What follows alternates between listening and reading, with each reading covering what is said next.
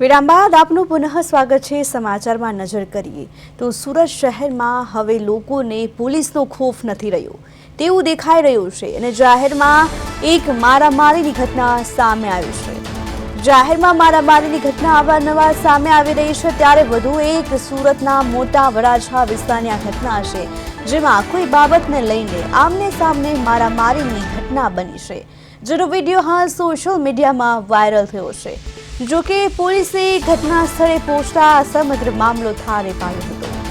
સુરતમાં મોટા વરાછા વિસ્તારની ઘટના છે જેમાં જાહેરમાં મારામારીની ઘટના બની છે।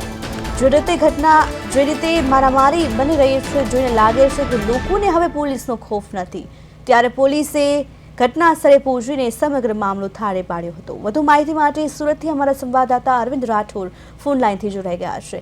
અરવિંદ, સુરત શહેરના મોટા વરાછાની આ ઘટના છે જેમાં બે આમને સામને ઝઘડો થઈ રહ્યો છે, મારામારીની ઘટના બની છે, શું માહિતી છે વધુ?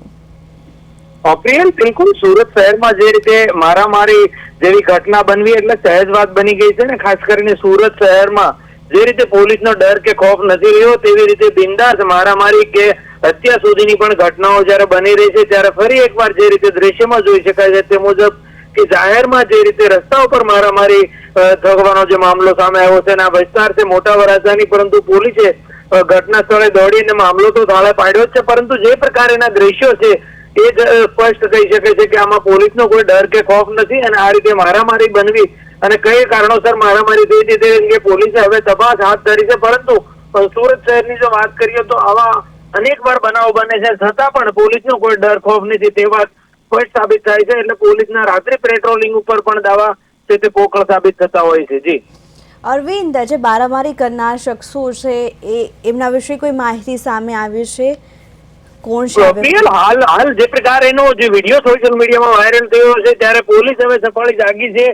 રાત્રે મામલાને લઈને પોલીસે પહોંચી હતી, જે પ્રકારે વિડીયો વાયરલ થયો હતો ત્યારે પોલીસ મામલો થાળે પાડવાનું હાલ સૂત્રો જણાવી રહ્યા છે, પરંતુ કયા કારણોસર મારામારી થઈ હતી અને સામસામે ગુનો નોંધાય છે કે કેમ તે અંગે પોલીસ તપાસ કરી રહી છે। જી પ્રિયલ। જી અરવિંદ, સમગ્ર માહિતી બદલ આપનો આભાર।